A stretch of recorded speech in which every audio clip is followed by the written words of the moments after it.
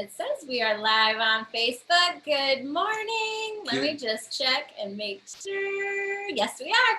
Good morning, everybody. It is Tech Talk Tuesday. Good morning. I am your host, Tracy Kraushorn. This is Wayne Kraushorn, and that is definitely not Jeremy McGowan. No, hopefully not. We are mixing things up a little bit, and we have a special guest. This is Dave Coleman with Dave Coleman Insurance. Hey, everybody. Dave is originally from Dunedin, and their insurance agency is located in Palm Harbor. Dave is probably one of the few Floridians you will know, and he has also been in the insurance industry for 28 years. Starting out, he was a claims adjuster and then an agent, and currently Dave and his brother Chris own Coleman Insurance Agency, and they handle all types of property and casualty insurance, including business insurance from home, auto, flood, and umbrella. Good morning, Dave, and thank you for joining us. Good morning. Thanks for having me. Very happy to be here. Thank you so much. All right. Well, we are talking about insurance today, cyber insurance, business insurance. So, Dave, I'm just going to start off with you, and if you can tell us what cyber insurance is and why businesses should consider it. I would be happy to, and I hope I don't put everybody asleep with this insurance talk. So I'll try to keep it interesting, to the point, short and sweet. But basically, cyber liability insurance, that's what we're going to talk about. And that's insurance that covers the cost for a business to recover from a data breach, a virus, or other cyber attack. It also covers legal claims resulting from the breach as well. And businesses need this coverage because one hack could financially cripple a small business. You have claims and lawsuits to be brought against businesses by its customers for failure to maintain the proper security systems in place. And that's where you guys come in to make sure that doesn't happen. And you've done it for me too. And not only can the customers bring lawsuits, the state can bring regulatory actions against the businesses. A lot of people didn't know this, and I didn't actually know this until we started getting into cyber liability years ago. It was new. We didn't know too much about it and started looking into it. But because cyber liability has separate insuring agreements, so that's the key word, is insuring agreements. The different agreements can be purchased, so the business may or may not have certain coverages or defense costs, because you can purchase all the agreements, you can purchase one of the agreements, 6 of them. It's kind of like a la carte policy. You can add to it what you want. Now, insurance agreement C, which is one of the biggest, and I'll go over a couple of these real quick, is regulatory defense expenses. That's something that's huge, where if you get a breach, you have coverage for the cost on everything you have to do. And when I say everything, there's a ton of stuff that the state requires you to do, depending on your business regulation. That regulating entity may require you to do some stuff as well. Some of the other insurance agreements that are important. Now, all of them are important. I'm not going to go over every single one of them because we'll be here forever. But some of the other important ones is what's called insurance agreement A, like Apple, and that's for claims arising from unauthorized access to data containing personal information. It's very important, because a lot of people will think, well, I don't keep credit card numbers of my customers, dates of birth, social security numbers. But they have employees, and they keep that information on the application or the I-9 form to fill out. So somebody can get in there and get any of your employees' information, and you'll be held liable. This is so they were your customers as well. So that's really important. You have insurance agreement E, like Edward. That's a cost incurred to determine whose identity was accessed, notification you have to those individuals, and credit monitoring for a year. A lot of people don't realize that, where if somebody's business gets breached, they got to figure out whose identity was taken and send letters out to all those people and pay for the monitoring fees for a whole year. So that's a coverage that you can add to the policy. Agreement F, that covers expenses incurred to restore data lost from damage due to viruses or unauthorized access. I mean, viruses are so prevalent and it's so easy to infect your computer system and your server. And that's where, we hire people like Team Logic and you guys over there, is to come in here and put security in place for us. Not every single place is going to be locked down 100%. So you want to have as much as you can, but also look at having this cyber liability insurance. Real quick, insurance agreement H, that covers computer fraud. And you hear a lot about title companies nowadays being hit with fraudulent wire instructions for closings. I go to a lot of different realtor associations, and that always comes up, every single one. And title companies are losing a ton of money from this. So this is another agreement that's on there that you can choose to get or not get. And the last one I want to hit on real quick is agreement I, which is e-commerce extortion. This is big. Wayne and Tracy, you guys know this is big. We know some people that have been hit by this, and this is somebody hacking in and threatening to shut down a company's computer unless they pay a ransom. That can destroy your business. Also, if you lose all your records, all your account receivable is gone and locked up, and you got to pay thousands of dollars to get it back. So this is something else that's available under the policy. And again, this is just some of the ones that I hit on. There's more coverages. So it's good to talk to an agent that is familiar with this type of insurance and writes this.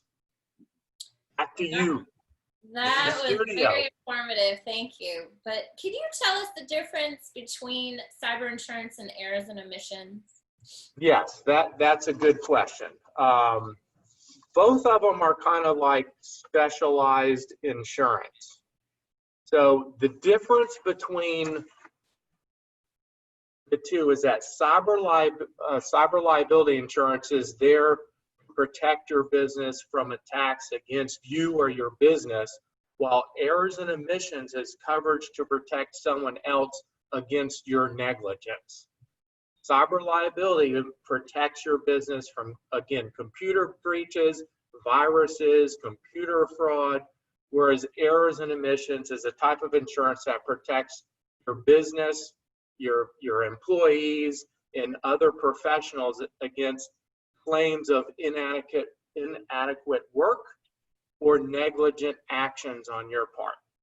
So errors and omissions insurance is generally required for professional advice giving or service providing businesses. So not all businesses need errors and omissions, but most of them, I would say, would require or need liability insurance. I don't know if that muddied the water even more for everybody or for you guys, but hopefully a real quick explanation helped to clear it up. Yeah, we're as a MSP, we have to have errors and omissions. Because exactly, and as an insurance agent, we have to have errors and omissions. Lawyers have the professional liability coverage, doctors, so it goes on and on. Yes. Gotcha. Very good. All right, Wayne. So if a business is utilizing good IT security practices, why would they need cyber insurance? It's a great question. So I think what I'm going to do is answer the question by quoting some FBI 2018 statistics to kind of paint a picture. So in 2018, this FBI says that 67% of all small and medium-sized businesses experienced a cyber attack, and 58% experienced some sort of data breach. In 2018, over $1.5 trillion was cleared by cyber criminals over 1.5 million attacks.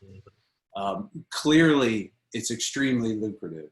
And the most eye-opening statistic that I read was that the high earner cyber criminals clear more than $166,000 a month.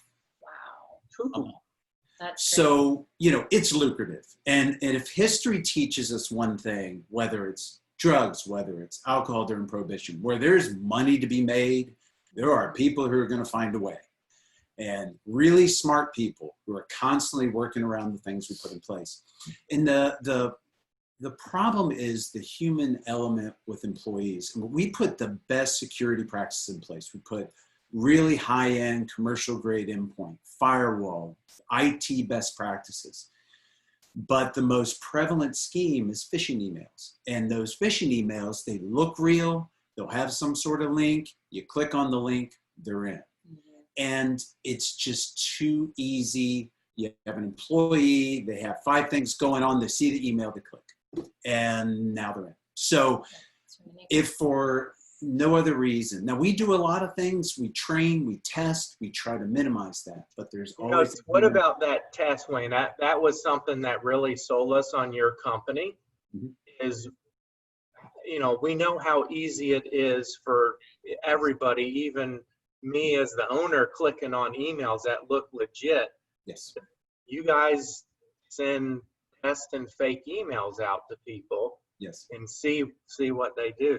That's a Yeah. fantastic idea, and that was one of the things that sold us on you guys. Yeah, and then there's a dashboard that can actually it monitors who clicked on what, who needs more training. So it's a way to eliminate that. But so the answer is yes, because of those things, you really need to have it to protect yourself.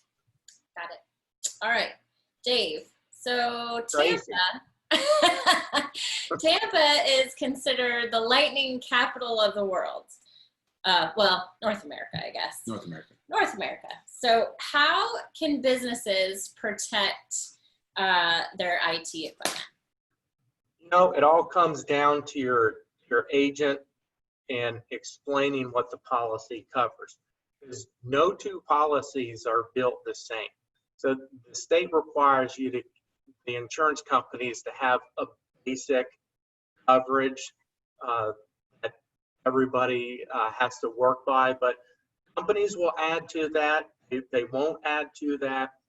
And, you know, it comes down again to the agent explaining to the client or the business owner the coverages that it does or does not have.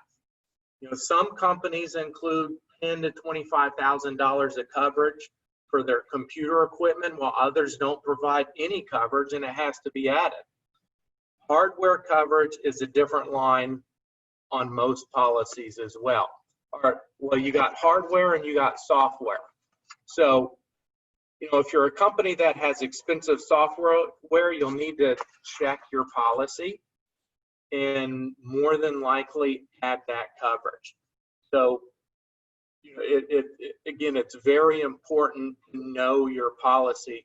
You know, a lot of people will buy a policy because they're moving into a building and the landlord requires it, and they're going to throw on some of the coverage for their contents and things if something happens. A lot of people don't go through their policy and know what's covered and what's not. We run into a lot of people that don't know their deductible. So, you know, this is to protect your financial well-being and avoid financial disaster. So you need to know what you have and what you don't have. You don't want to learn it come claim time. That's the worst time to do it. Yeah. So, yeah, great question. Or coverage for the IT equipment, that's imperative for a lot of businesses. You know, servers are super expensive, and then you have the labor to set them all up, and then all the other computers to get things going. So that, you know, a lightning strike and it zaps the whole computer system is going to shut your business down for days. And if you don't have the proper coverage, it could be weeks or running into months for you to try to get everything and get it back going. That's no good for anybody. No, it's not. No. All right. So Wayne, surge protectors. So can they help with your electronic equipment, your PCs, printers? Absolutely. Yes, surge protectors are great. And so you hit on the key things. You know, you really want it for electronic equipment, sensitive electronic equipment. You're not going to put space heaters and things like that on there. Right. Electronic equipment, typically, you know, the PCs, the printers, all of that are fairly sensitive to voltage surges. You know, usually the devices can handle a short surge from 160 to 180 volts AC, but over that, it's going to start frying stuff. Mm-hmm. When you're looking at surge detectors, you're going to see one of the key ratings they're all going to throw out is something called joules, which is an energy measurement. And that's the surge protector's ability to absorb and dissipate the energy. You're going to see really low end stuff at 200 to 400 joules. You're going to see stuff on the high end all the way up to 2,500, 3,000 joules. Here in Tampa, I think the starting point is 800 at a minimum, but I'd go higher. So there's another rating as well, and you're going to want to understand this rating. It's called a voltage cap. Okay. So again, out of the wall, 120 volts. A rating on a higher end one will be 120 volts plus 40. So in other words, it's going to cap it at 160, and that protects your devices. So those are the two key things. You're going to want something that's UL rated, you know, which most stuff that's being sold on the market is. Some of these things actually come with protection plans that you can enable if you want them. But the great news is that you can get an APC or a Belkin, you know, 3,000 joules, 160 volt cap, UL rated for $30 or less. Oh. And so it's really cheap insurance, no pun intended, but it is cheap insurance. And so it's something that everybody should be putting in. Now, I'll say, if you're in a really new building, typically the infrastructure has good grounding. It may have surge suppression on it already at the entry, the power entry into the building. But if you're in an older building, we had a customer about a month and a half ago, old building in Dunedin, got hit, fried all the NIC cards and all the PCs, and fried the switch. So, you know, what I would say is that if you have an electrician, have them come in, take a look at your building, make sure you have good grounding. And a lot of times they can recommend at the point of entry a really good suppression system as well. Now, that doesn't replace at the device also, because think about a really bad storm. A direct lightning strike could take out that entry surge suppressor. Yeah. You want yours sitting there at each station in the PC just for additional protection. Again, it's too cheap not to have. Some other things are you can put surge suppressors on cable, your cable wires, Ethernet. You know, that example I gave, it came right through the Ethernet cable. And those are $20, you know, so they're really inexpensive things to go through and lock down. The best protection, if there's a wicked storm coming, just unplug. You know, if you're on a laptop, unplug your charger. Yeah. Let it pass. If you're on a UPS, unplug your UPS. You've got probably 15 to 20 minutes worth of charge. You can operate your PC. So especially here in Florida. So absolutely yes, get a good one. Don't skimp. It doesn't cost you much more. Yeah, because the alternative is going to cost you a whole lot more. Yes. Well, at least you're deductible. Yeah. True. That's the least it would cost. Well, the least would be the protector. Right. Yeah. Right. Well, this has been some exciting stuff. Dave, do you want to leave us with a tip today? Well, sure. I'll give you Dave's insurance tip of the week. Perfect. So if you don't have cyber liability insurance, then get a quote. Call your agent, call us, call our office. It doesn't cost you anything. There's some forms that we fill out. And depending on the circumstances and the size of your company and how much information that you process monthly, then it can be pretty reasonable for people. If you do have liability insurance, you know what the insurance agreement is. We talked about that earlier. There's a couple different ones. Do you know if you have all of them or some of them? If you don't know this, you need to get with your insurance advisor to review what coverages you have, what coverages you don't. Is there a deductible? Does it apply? How much deductible is it?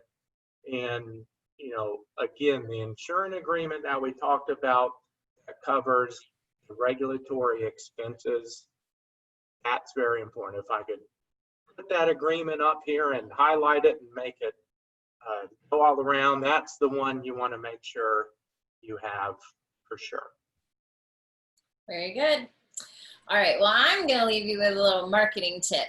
And, you know, we all love and know Facebook. And one of the things I don't think anybody know, not anybody, but I don't think that people realize that Facebook ads are really, really helpful. And they're not expensive. And you can go in and you can basically target whatever market you are looking for. If you want to lead generate, or if you have a sale, or if you just want to drive traffic to your site, you can create a Facebook ad, really literally for $10, that runs for 15 to 30 days. And you can advertise and stuff that way. And it's just another way for you guys to get out in front of your market and maybe reach some of those people that you wouldn't reach on a normal basis. So Tracy, that's such good advice, because we've actually done that before, and it's unbelievable how detailed and specific you can get for your clients. You can say, I want clients between the ages of 40 and 49 that live in these specific zip codes, that have a home and have a car, and it will go to those people. It's unbelievable. Yeah. Facebook, the algorithms, they really have it down. And like I said, it's very inexpensive to do. And so that is my tip for the week. We do not have any questions. So Wayne, what's coming next week? Next week, we are going to be really delving into all things passwords. What are good policies to have for your PCs, for your wireless? We're going to talk about two-factor or multi-factor authentication. We've all seen that, you know, pick out the pictures that have the sidewalks. Do I need to do that? So we're going to delve into that a bit and get everybody educated on what they should be doing. Awesome. Dave, thank you so much for joining us today. All the information has been great. And thanks for having me. I really appreciate it, guys. Yes, absolutely. It has been fun. All right. Well, this ends our edition of Tech Talk Tuesday this week. We look forward to seeing you next week on password management, and we will see you soon. Bye, everybody. Have a good week.